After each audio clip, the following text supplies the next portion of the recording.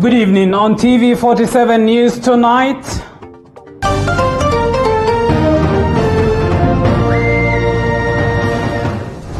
Mafia House cartels. Cartels at Afia House are crippling service at the ministry. Health CS Mutahi Kagwe says he's still on their case months after promising action. The House of Health is ill as the country fights COVID-19. Cartels are not beaten overnight. They fight back. Plus, the revenue divide. Senate's 8th trial to unlock the revenue sharing divide is set for tomorrow, as Sakaja's proposal is now merged with other proposals before the upper house. Pangu niseme ya kwamba tukiondoa Sakaja basi tunaendelea mbele. Iwe sasa ni Linturi na hilo wazo lingine. But political supremacy battles are still high. The details here tonight. Those who had started intimidating members and threats etc. at least have also calmed down, because they've realized that there's no one to intimidate in the Senate. Auditing NMS. President Uhuru Kenyatta tours Mukuru slums in Nairobi after nights of tours within the city in what appears to be auditing the Nairobi Metropolitan Services. The details here tonight. Plus, on Pandit's Night tonight, we make sense of the endorsement of Raila Odinga for presidency by David Murathe and COTU Secretary General Francis Atwoli.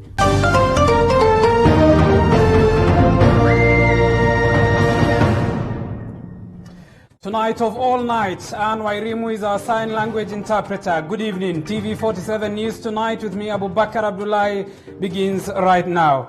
Now, as the world battles with the shortage of COVID-19 testing reagents, the government has tasked the Kenya Medical Research Institute, KEMRI, to come up with locally made testing reagents in order to avert the testing current capacity crisis. This, as the number of COVID-19 cases in the country now nears the 27,000 mark after 492 more people tested positive for the virus. Zainab Mohammed begins our broadcast tonight. The global shortage of COVID-19 testing reagents is becoming a serious challenge to most countries' testing capacities, a matter that has resulted to the government opting for locally made testing reagents. The issue of the reagents, it is a global concern. It's a global challenge. It is not that the Ministry of Health is not fighting to get these reagents. We are fighting as much as we can. According to the Ministry of Health, the Kenya Medical Research Institute, KEMRI, will be researching on a way of Kenya locally producing the reagents. Going forward, let Kenyans know we need to have our own local production of pharmaceutical products. The ministry further says, even though local production cost will be high, Kenya requires a homegrown solution, with its current testing capacity standing at 6 per 1,000 people, 71 per 10,000 people, and 705 per 100,000 persons. Forget we used to test 100, 200, 300 people per day. Now we are on to 4,000, 7,000, 8,000 even. It is according to the availability of the reagents. Counties at the Somalia-Kenya border have been flagged off as high-risk areas due to possibilities of spillover infections from Somalia. I think it is very, very important that Garissa, Wajir, Mandela, and the counties that neighbor our brothers in Somalia be on the lookout and really be careful, because we have no doubt that there are cases coming from the neighborhood. The number of COVID-19 cases in the country has risen to 26,928 cases after 492 more people tested positive for the virus in the last 24 hours. 534 patients have been discharged from various hospitals across the country as 3 more people succumbed to the virus. For TV47, I'm Zainab Mohammed. Thank you, Zainab, for that report. Elsewhere, Health CS Mutahi Kagwe says cartels at the Ministry of Health are now frustrating and fighting back, frustrating the ministry's efforts. Kagwe says their days are numbered. This even as NAK Kenya party leader Martha Karua calls on Kagwe to carry the burden of the wanton corruption at the ministry. Mwangi Maina has the details. Health Cabinet Secretary Mutahi Kagwe now says cartels at Afya House are now fighting back his efforts, but he's not relenting in his fight to weed out the cartels. He sounded a resounding warning to the cartels, warning them that their days are nigh. They are determined, whether in KEMSA, whether in a ministry, whether in anything connected with the Ministry of Health, we are determined that this be done. And I think you have no idea how bad it is. You are just mentioning KEMSA here. And you are mentioning something, Ministry of Health, in passing. My friend, blood from the ministry has been found in Mogadishu. Blood. Kagwe says he didn't want to divulge the details in public, but asked Kenyans to be patient with the fight against the cartels. Cartels are not beaten overnight. They fight back. And I am not going to be explaining every day and telling Kenyans, this is exactly how you are fighting a cartel. How do you disclose your strategy to your enemies when you know they are going to come for you? However, NAK Kenya Party leader Martha Karua has asked the CS to carry the burden of corruption at the ministry. He also admitted there were misfits in Afya House or Mafia House. He is the boss of Afya House now. He has to choose whether to be the boss of Mafia House or Afya House. Karua says the COVID-19 pandemic has opened doors for looting at the Ministry of Health, especially when it comes to procurement, as Kenyans are ravaged by the pandemic. We are seeing new revelations of theft and abuse of healthcare monies by public servants, their close relatives and partners in crime, at a time when millions of Kenyans cannot simply afford to live. At the same time, she has called on the CS to make public the utilization of funds allocated to the Ministry of Health, donations and grants from well-wishers for proper accountability. We demand the government publishes and makes accessible the roster of beneficiaries of the government COVID-19 relief fund and PPEs today. Karua has termed Kagwe tours to counties as PR gimmicks, as he only visits counties that are doing well and leaving out counties that are not properly prepared for the pandemic. The Senate has already asked the Auditor General to do a special audit on COVID-19 funds. Mwangi Maina, TV47, Nairobi. Elsewhere, Senate will be making its 8th attempt to unlock the ongoing revenue sharing deadlock tomorrow afternoon. 2 proposals are already before the House after Nairobi Senator Johnson Sakaja's proposal was merged with other proposals. The House leadership has promised a consensus tomorrow.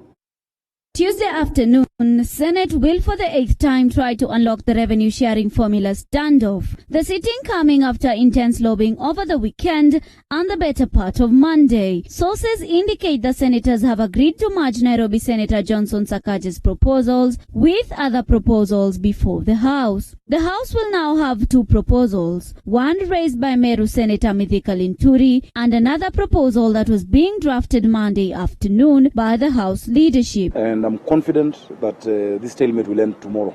Of course, I have my amendments on the floor. There are certain improvements we've agreed on to come onto my amendments tomorrow. And so Kenyans should have hope. Whether you're in Nakuru or Mandera or Nairobi or Migori. Pangu niseme ya kwamba tukiondoa Sakaja basi tunaendelea mbele.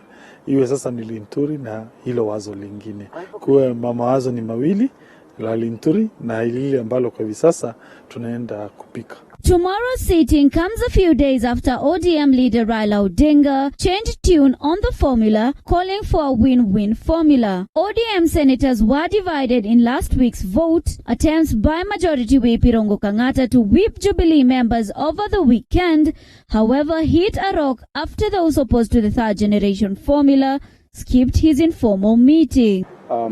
Those who had started intimidating members and threats etc. at least have also calmed down because they've realized that there's no one to intimidate in the Senate.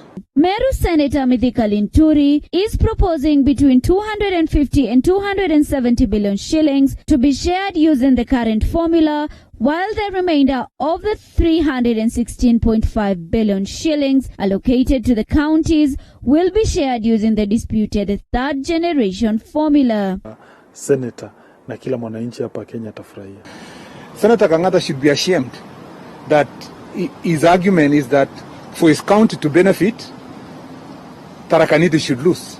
For his county to benefit, Samburu should lose. For his county to benefit, Tana River and Taita Taveta should lose.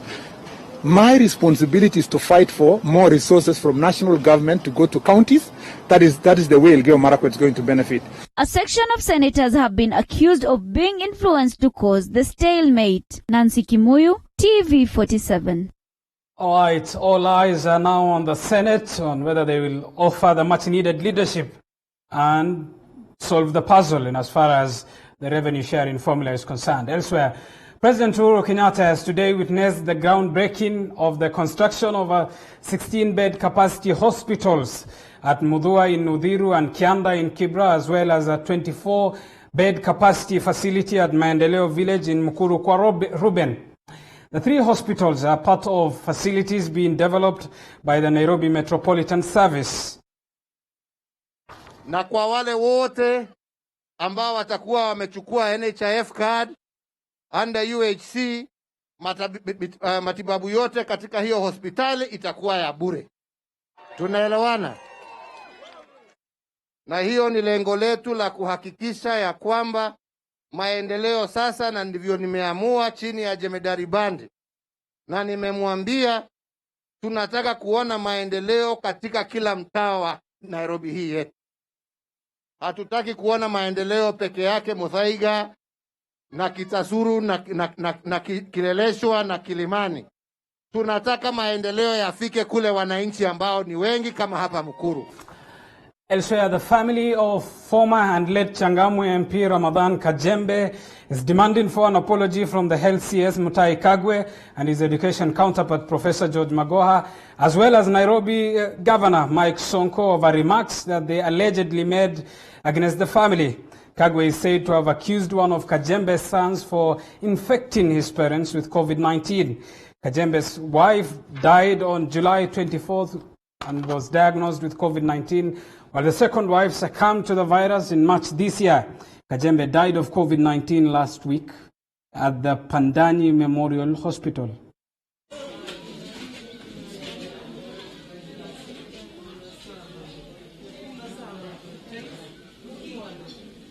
We demand an apology from CS Kagwe, CS Magoha, Mike Mbuvi Sonko.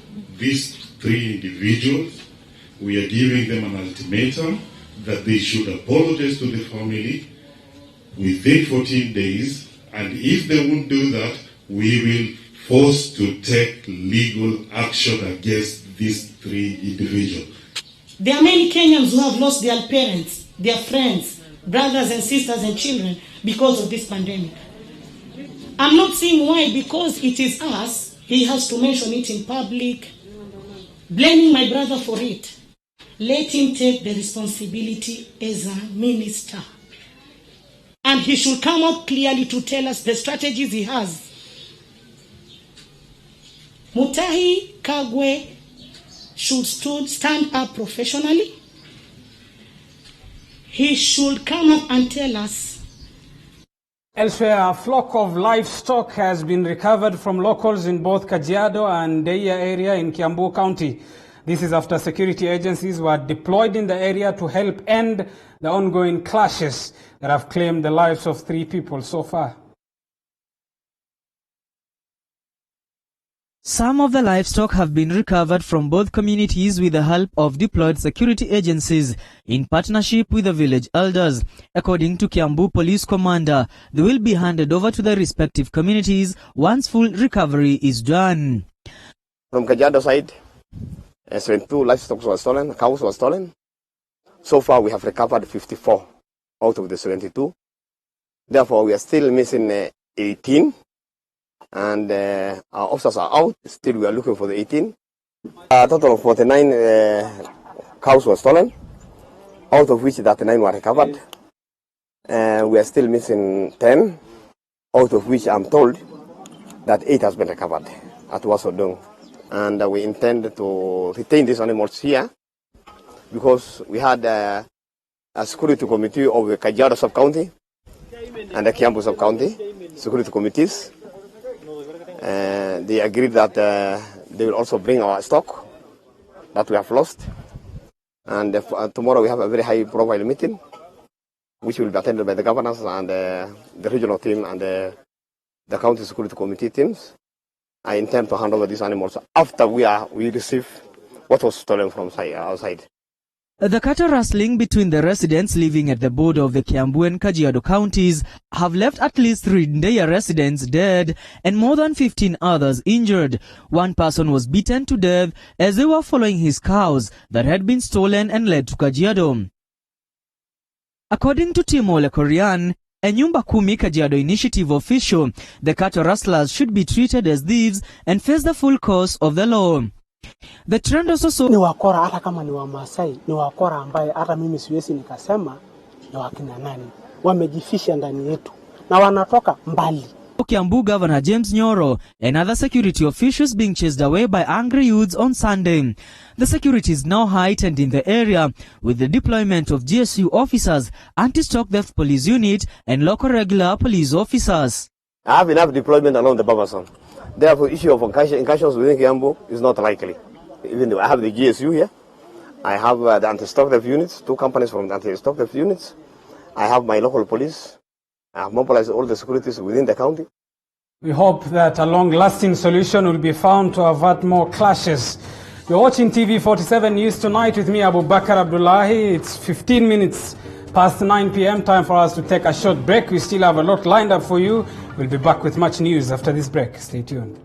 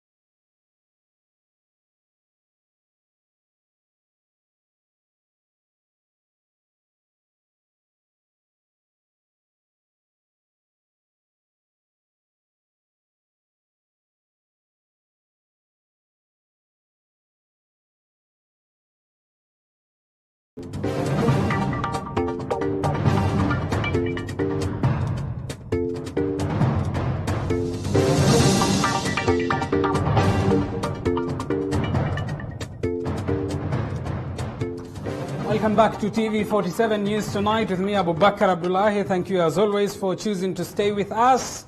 Let's get to more news. The world today marked the International Day of Lions worldwide amidst a decrease in the number of lions. Over a century ago, Africa had 200,000 lions, but today the number is anywhere and anything below the 2,000 mark. It is an animal recognized for its hunting prowess. However, as the world marks its day, the king of the jungle is on the verge of extinction, especially for the African lion.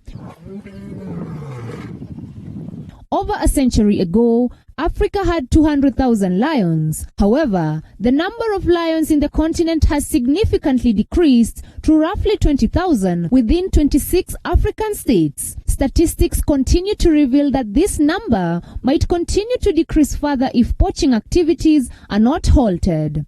Kenya, on the other hand, has not been left behind under this phenomenon, as its number of lions continue to decrease too. In the year 2002, Kenya was a proud home to 2,749 lions. In the year 2004, the number decreased further to 2,280 lions. Currently, Kenya has 2,000 lions as of this year. While celebrating this day, Cabinet Secretary for Tourism Najib Balala has requested Kenyans to take care of this magnificent animal for further generations. For the problem of lions, they need space and they need hunt. And sometimes there's a conflict between communities and wildlife. That's why we need to coexist as a people, because animals, wildlife are our national heritage. The lion is a symbol of national unity, as it is used as a symbol in the coat of arms of the country. Immaculate Oma, TV47, Nairobi. Elsewhere, religious leaders in the North Rift region have called on the government to exercise fairness while implementing the Ministry of Health's protocol to curb the spread of COVID-19. The leaders claim that the protocols have been harshly implemented in worship places, unlike in other social gatherings.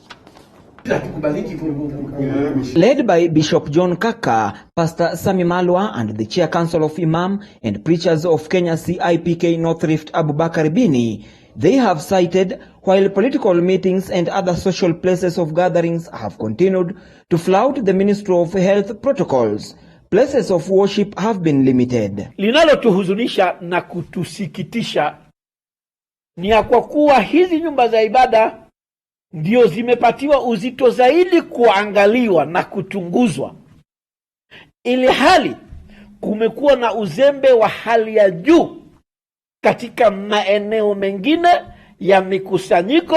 Hakuna social distance, hakuna chochote kinachofanyika.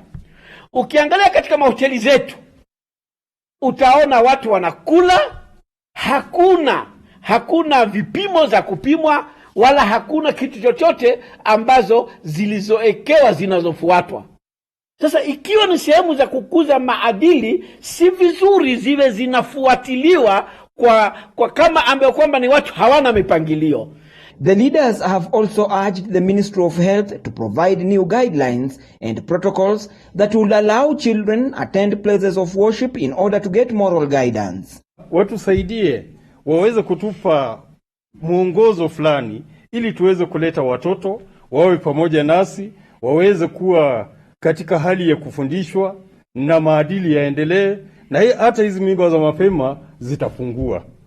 And with the increased cases of depression among Kenyans, many have been urged to attend places of worship for counseling. Watu wamepata stress, watu wamepata mambo mengi kulingana na wanapungukiwa na chakula, wanapungukia na mambo mengi, lakini wakiingia ndani ya hekalu wanapata maadili mazuri na masomo mazuri, ili wakienda kutekeleza nyumbani kwao wanakuwa watu wa kuweka nyumba zao na familia zao vyema. Calvin Chitwa, TV47, Uasin Gishu County. From Eldoret, let's cross over to Rwanda, where the Rwandan Minister of Infrastructure has announced a pledge of 730 smartphones in support of the ongoing Rwanda Connect Challenge. The campaign seeks to mobilize people to contribute to provide smartphones to Rwandans who cannot afford them. Our reporter Diana Iriza from Kigali, Rwanda has the details. Now, in December 2019, MTN Rwanda partnered with the Ministry of ICT and Innovation to provide smartphones to unconnected households in Rwanda. The Ministry of Infrastructure and its affiliated agencies announced a pledge of 730 smartphones in support to the ongoing Rwanda Connect Challenge. The campaign seeks to connect Rwandan households with smartphones in a bid to accelerate digital transformation in the country. The essence of the campaign is for private companies, government institutions, and individuals to voluntarily come together and drive the digital agenda to connect all Rwandans with smartphones to the digital world. The total contribution from infrastructure sector is 86,903,541 Rwandan francs. And the number of smartphones that are being distributed is 1,159. Diana Iriza, Kigali, Rwanda. Rwanda, let's get sporty and get to the world of sports. Gor Mahia FC defender Joash Onyango is on the verge of completing a lucrative move